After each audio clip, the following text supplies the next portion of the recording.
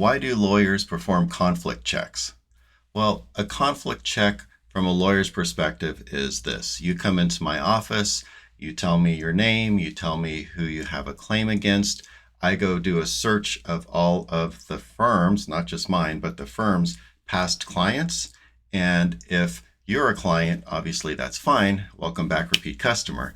But if the person you're bringing a claim against is or was a client, that could be a conflict. And so that's why the lawyers want to go check and make sure that they haven't represented the person that you're bringing a claim against. And for example, if you want to hire me as your lawyer and you want to go sue somebody that smashed into you on a motorcycle and put you in a coma, well, if the driver was Sue and I happen to be married to Sue, then that would be a true conflict of interest. I could not take your case. So there's a lot of less obvious examples. For example, if a lawyer is representing two defendants in a criminal case, but it appears they might want to snitch on each other to get a lower sentence, you don't want that lawyer representing both of you.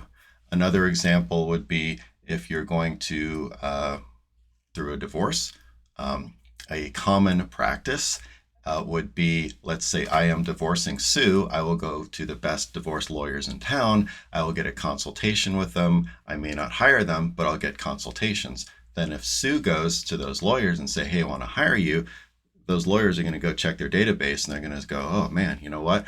I already met with Tom. And so I know Tom's personal confidential information. I can't use that against him. I can't represent Sue. So that's another form of a conflict of interest. So the whole purpose of it is to make sure that lawyers are objective and can represent their clients well and don't have, personal secret information they got from the other party that they can now use against the other party. So if a lawyer tells you to wait a minute while they go run a conflict check, it's a good thing. Be patient. And if they do have a conflict and ask you to sign a waiver saying, this is a conflict. If you waive the conflict and our former client or current client waives it as well, then I'll represent you. Really think long and hard about it, because if you have other attorneys in your area that can handle your case for you just as well, it might be best to not have the attorney with a conflict.